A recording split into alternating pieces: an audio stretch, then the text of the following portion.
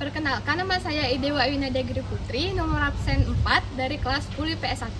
Perkenalkan, nama saya Ketujuan Rajora Putra, nomor absen 8 dari kelas 10 IPS 1. Perkenalkan, nama saya Ikomang Premanugraha Putra Mardika, absen 9 dari kelas 10 IPS 1. Perkenalkan, nama saya Komar Biarawan, nomor absen 10 dari kelas 10 IPS 1. Perkenalkan, nama saya Komang Yuni Budiartani, absen 21 dari kelas 10 IPS 1. Perkenalkan, nama saya Lude Sandiani, nomor absen 22 dari kelas 10 IPS 1. Nah, jadi apakah kalian sudah tahu tentang apa itu atmosfer, strukturnya dan karakteristik dari atmosfer? Jika belum, sini aku jelasin. Nah, atmosfer merupakan suatu lapisan yang ada di udara yang terdiri atas berbagai macam gas.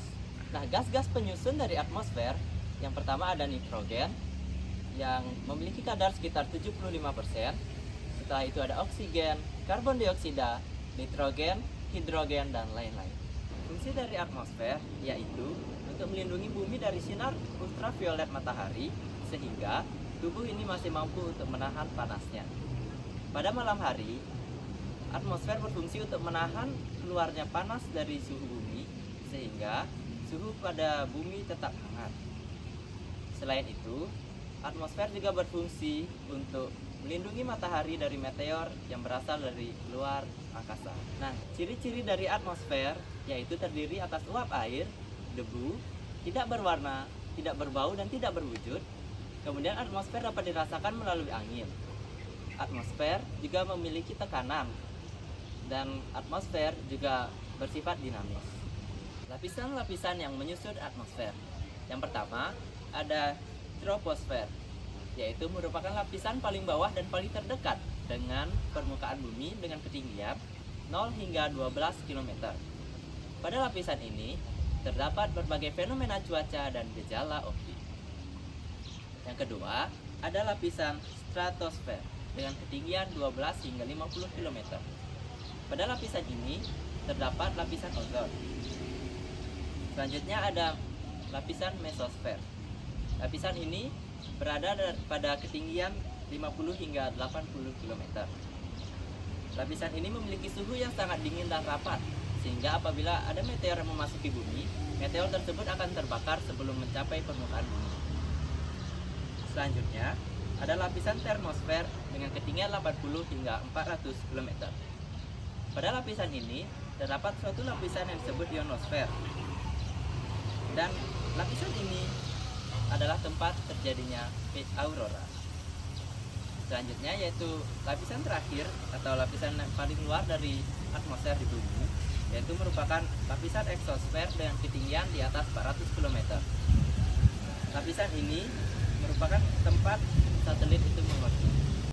Oke, materi selanjutnya tentang cuaca dan iklim. Pengertian cuaca biasanya terjadi pada waktu yang relatif singkat, dengan wilayah yang relatif sempit. Cuaca dapat diprediksi dengan hitungan jam. Adapun ilmu yang mempelajari cuaca dinamakan dengan meteorologi. Kemudian pengertian iklim.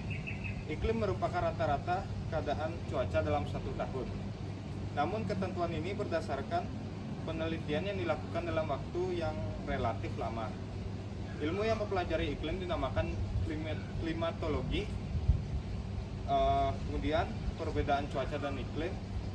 Pertama, cuaca, kondisi atmosfer yang khas, sedangkan iklim memiliki kondisi atmosfer yang umum. Kedua, cuaca sifatnya berubah setiap saat, sedangkan iklim sifatnya berubah dalam waktu yang lama. Ketiga, karakteristik cuaca dapat sama di tempat yang berbeda, sedangkan karakteristik iklim berbeda di tempat yang berbeda. Kemudian, unsur-unsur cuaca dan iklim. Pertama, suhu udara. Definisi suhu udara adalah suatu keadaan atau tingkatan panas dan dinginnya atmosfer. Untuk mengukur suhu udara dapat menggunakan termometer dengan skala Celcius, Reaumur, dan Fahrenheit. Persebarannya pertama secara horizontal, tertinggi di daerah tropis dengan sekitar ekuator, sedangkan terendah berada di kutub. Selanjutnya faktornya. Pertama, keadaan awan. Yang kedua, sudut datangnya sinar matahari. Ketiga, lama penyinaran matahari. Dan terakhir, keempat, keadaan permukaan bumi. Proses pemanasan udara di bumi dibagi menjadi dua, yaitu pertama pemanasan langsung dan pemanasan tidak langsung. Pertama, konduksi atau molekul udara saling bersinggungan. Kedua, konveksi, yaitu perpindahan udara secara vertikal. Ketiga, adveksi, perpindahan udara secara horizontal. Dan terakhir, turbulensi, perpindahan udara yang berputar-putar. Selanjutnya, tekanan udara. Definisi tekanan udara: berat massa udara pada suatu wilayah, pengukuran menggunakan barometer dengan satuan bar. Persebarannya: semakin tinggi tempat, semakin rendah tekanan udara. Pemanasan matahari mempengaruhi perbedaan tekanan udara. Yang ketiga ada kelembapan udara. Kelembapan udara adalah suatu kandungan uap air dalam udara yang dapat diukur menggunakan girometer. Persebarannya yaitu semakin tinggi suhu udara maka semakin tinggi kelembapannya. Kelembapan udara terdiri atas kelembapan mutlak dan kelembapan nisbi. Lalu yang keempat ada angin.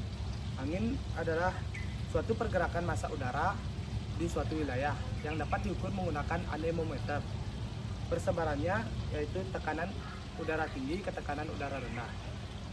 Ada tiga jenis angin.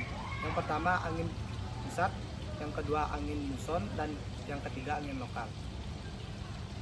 Lalu lanjut yang kelima ada curah hujan. Curah hujan adalah suatu peristiwa turunnya air dari atmosfer dan pengukurannya menggunakan penakar hujan. Lalu ada bukti berdasarkan ukuran. Yang pertama ada gerimis, yang kedua ada salju, yang ketiga ada batu es, dan yang keempat ada hujan deras. Lanjut yang terakhir, yang keenam ada awan. Awan adalah suatu kumpulan kristal air di udara akibat proses kondensasi uap air. Yang terakhir atau yang keenam ada awan. Awan adalah kumpulan kristal air di udara yang diakibatkan oleh proses kondensasi uap air. Berdasarkan klasifikasinya ada 4, yaitu yang pertama ada cumulus, yang kedua ada stratus, yang ketiga ada cirrus, dan yang terakhir ada nimbus. Nah, materi selanjutnya yaitu perubahan iklim.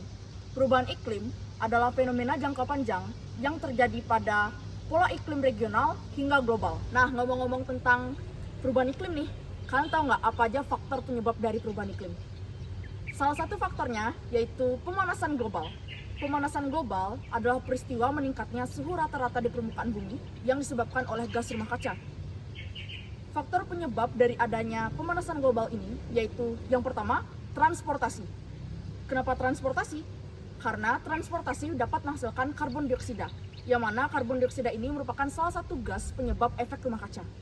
Yang kedua, penebangan dan kerusakan hutan.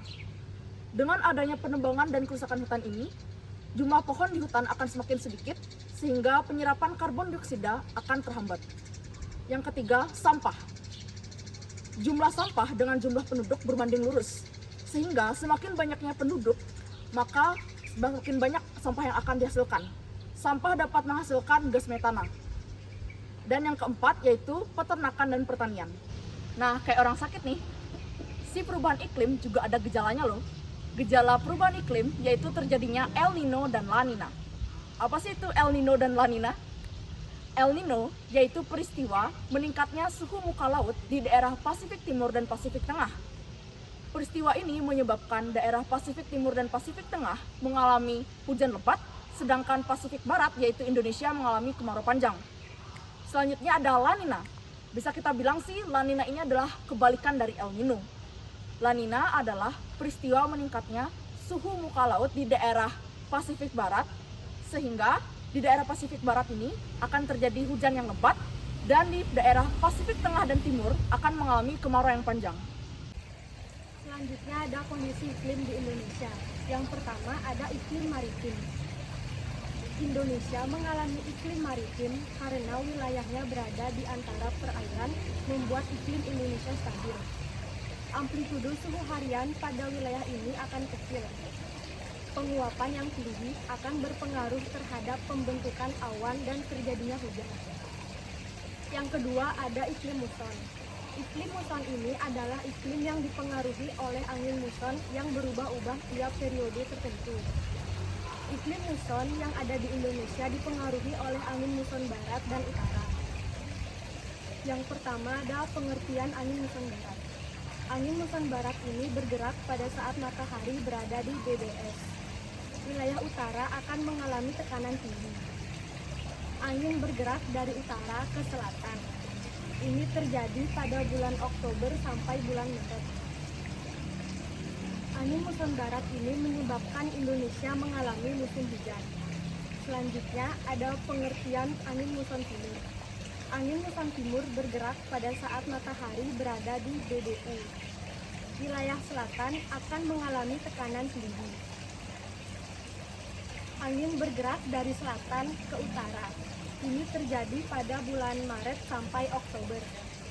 Angin muson timur ini menyebabkan Indonesia mengalami musim kemarau.